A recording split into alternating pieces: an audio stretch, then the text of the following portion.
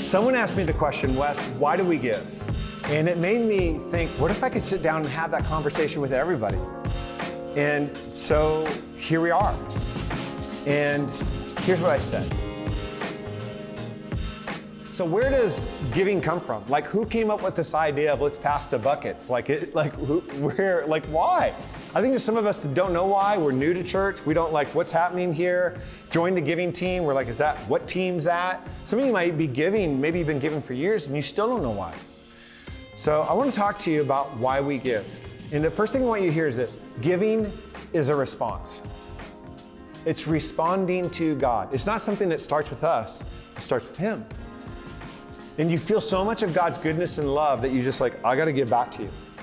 Now, I know there's some people who think like giving started with the law in the Bible. You're like, that's where it's in the law. It's in the law in the Bible, and that's where it's at. And it's like, you're wrong. It actually goes before that. And so giving has its origins with really all the way back to Cain and Abel at the very beginning of Genesis. And you have they both have what it is they do for work. And so you have Cain and Abel. Abel, he has a flock.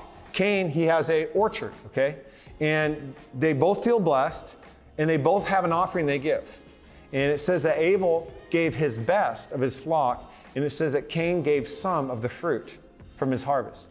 And so with the words best and some, you can see a little bit different in how they gave. Maybe Cain felt compelled, like, I don't really want to do this, but my brother's doing it, and I feel bad, and I want to be religious.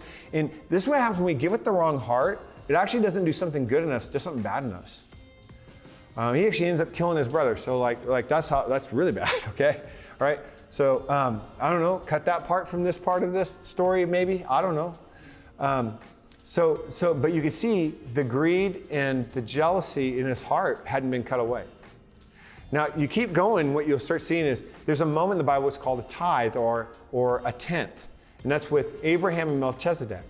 And so you go fast forward a few years, and you have a moment where Abraham feels so overwhelmed by what he is given back.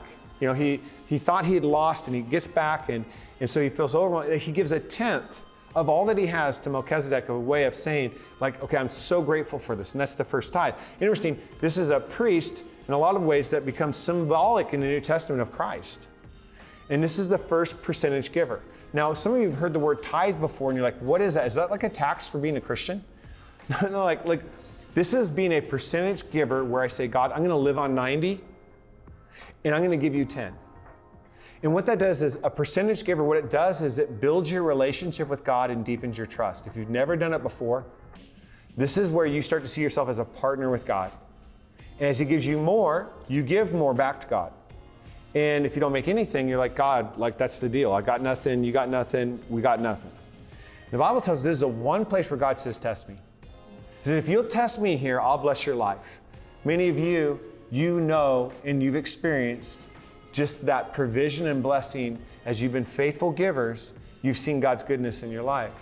Now, His goodness could look differently in a lot of different ways, but you'd be able to say, I feel His goodness. In the same passage, Joe, it talks, it's in Malachi, that people were tithing, they were giving 10% to God, but they weren't giving their best. They were literally giving their worst. They were like, okay, there's the sheep, it's got like 3 eyes, it's missing a leg, let's give that one to God.